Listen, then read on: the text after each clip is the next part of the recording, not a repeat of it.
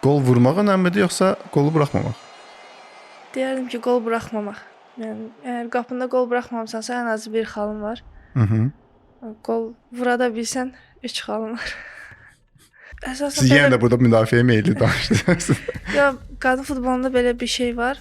Kişi futbolundan fərqləndirən, yəni qol buraxandan sonra qadınlar psixoloji olaraq qayıda bilmir oyuna, çox çətin olur. Ona görə deyərdim ki, əsas odur qol buraxmamaq. Başqa hansı fərqlər var? Bax, məsəl üçün sizin müşahidə etdiyiniz. Sürət, güc.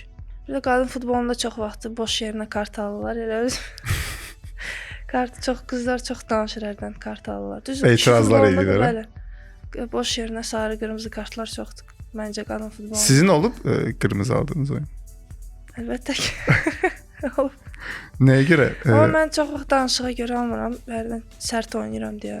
Yəni çox vaxt ona görə alıram. Sərt Əsasən oynamaq. sarı. Qırmızı 2 dəfə almışam karyeramda, amma mən çox sarı alıram. Qələbə və məğlubiyyət sizin üçün nə ifadə edir? Qələbə həmişə yaxşı bir şeydir, amma məğlubiyyətdən çox danışmaq olar. Məsələn, baxır, yəni rəqibə də baxırsan. Məsələn, İspaniyaya 2-0 məğlub olsan, oyundan sonra oturub fikirləşirsən ki, yəni sən bu oyundan əslində çox şey qazandın, çox böyük təcrübə qazandın. Bir də var ki, elə rəqibə uduzursan ki, yəni özünü qəbullana bilmirsən bunu. Bizdə 1-2 dəfə olub milli komanda ilə. Yəni bunların fərqi var.